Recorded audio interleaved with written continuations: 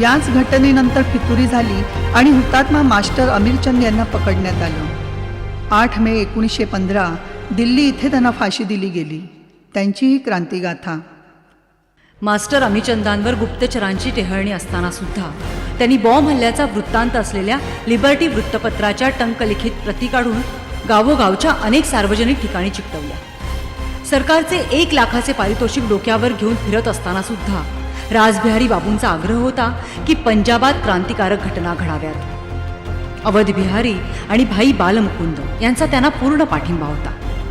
त्याप्रमाणे योजना आखण्यात आल्या। गार्डन नावाचा एक ICS अधिकारी हिंदूंवर अतोनात अत्याचार करीत होता। क्रांतिकारी संघटना देशभर पसरली असून अत्याचारी अधिकारी देशात कुठेच सुरक्षित नाहीत हे स्पष्ट करण्यासाठी गॉर्डनचा वध करणे आणि ते नाहीच जमले तर धाक उत्पन्न करण्यासाठी 17 मे 1913 या दिवशी लाहोरच्या मॉन्टगोमेरी हॉलमध्ये युरोपियनांचा जो एक मोठा कार्यक्रम होणार होता त्या कार्यक्रमात बॉम्बचा स्फोट घडवून आणण्याची योजना ठरली। त्याप्रमाणे स्फोट घडवून आणला गेला। दिल्ली आणि लाहोर स्फोटाचा तपास 1 वर्ष उलटले तरी लागला नाही। मात्र सरकारचे दैव अचानक उघडले। बंगालमधील राजा बाजार बॉम्ब केसचा तपास आणि लिबर्टी पत्राचा उगम शोधण्यासाठी क्लिव्हलँड, दिल्ली आणि लाहोरात आला होता। झडत्यांच्या दरम्यान लिबर्टी पत्राबाबत काही धागेदोरे दिल्ली पोलिसांच्या हाती लागले। त्या तुटपुंज्या सूत्रांच्या आधारे दिल्लीचा असिस्टंट पोलीस सुप्रिटेंडंट पेट्री याने लाहोरचा सहाय्यक पोलीस प्रमुख स्टेड या 17 फेब्रुवारी 1914 तार दिली। दीनानाथ नावाच्या गृहस्थाला अटक करून त्याच्या घराची झडती घ्या। तेथेच रासबिहारी बोस सापडण्याची शक्यता आहे। दीनानाथच्या घरावर धाड टाकून त्याला धरण्यात आले। अटक होताच दिल्ली आणि लाहोर स्फोटाची त्याला माहीत असलेली माहिती आणि क्रांतिकारकांची नावं धडाधडा सांगून तो मोकळा झाला। अनपेक्षितपणे पोलिसांच्या हाती घबाड लागले। 12 फेब्रुवारी 1914 पासूनच रासबिहारी बाबू डेहराडून सोडून लाहोरात येऊन राहिले होते। त्यांच्या सूत्रांकडून त्यांना तारेची माहिती लागली होती। योगायोगाने दीनानाथच्या अटकेपूर्वी काहीच तास अगोदर त्यांनी पठाणाच्या वेशात पोबारा केला होता। पोलिसांनी झपाट्याने अटक आणि झडत्यांचा सपाटा लावला। लाहोरात अवध बिहारी आणि दिल्लीत मास्टर अमीचंदांच्या घरांच्या झडत्यांमध्ये अनेक महत्त्वाचे धागेदोरे आणि विशेषतः रासबिहारी बाबूंच्या संबंधीचा पुरावा सापडला। अवध बिहारी, मास्टर अमीचंद, बलराज, खुशीराम, चरणदास, मुन्नालाल, रामलाल, हनुमंत साहस, रघुवीर शर्मा या सगळ्यांना अटक करून ताब्यात घेण्यात आले। 27 फेब्रुवारीला जोधपूरला भाई बालमुकुंद यांना धरले। वसंतकुमार विश्वास वडिलांच्या श्राद्धासाठी बंगालात गेला होता। तो लाहोरला परतताच 29 फेब्रुवारीला त्याला ताब्यात घेतले गेले। पुढे सर्व आरोपींना दिल्ली येथे एकत्र आणून 3 मार्च रोजी त्यांच्यावर दिल्ली आणि लाहोर स्फोटासंबंधीचे आरोप जाहीर झाले। दीनानाथ माफीचा साक्षीदार झाला।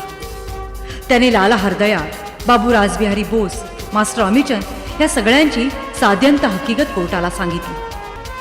मास्टर अमीचंदांचा दत्तक पुत्र सुलतानचंद हा सुद्धा क्षमेचा साक्षीदार झाला। त्याने मास्टर अमीचंद आणि रासबिहारी यांच्या क्रांतिकार्याची माहिती उघड केली।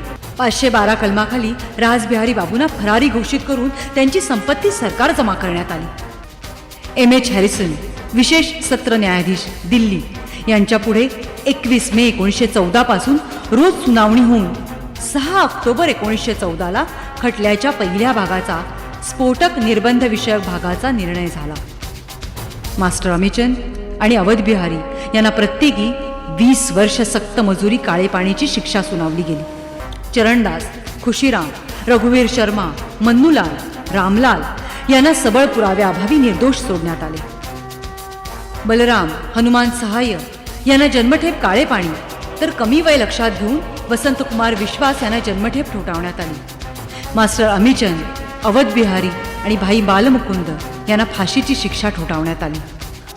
10 फेब्रुवारी 1915 उच्च न्यायालयात चाललेल्या अपिलांचा निकाल लागून खालच्या कोर्टाने दिलेल्या सर्व शिक्षा कायम तर झाल्याच, पण त्याशिवाय चरणदास याला जन्मठेप झाली तर वसंतकुमार विश्वास यांना फाशी देण्यात आली। 8 मे 1915 दिल्ली जिल्हा तुरुंगात मास्टर अमीचंद, भाई बालमुकुंद, अवध बिहारी आणि वसंतकुमार विश्वास यांना फाशी देण्यात आली। फाशीवर जाण्यापूर्वी वसंतकुमारने हार्डीजवर बॉम्ब आपण एकट्याने फेकल्याची कबुली दिली. यानंतर सुद्धा बाबू रासबिहारी बोसांचा शोध घेण्याचे प्रयत्न कसून होत राहिले.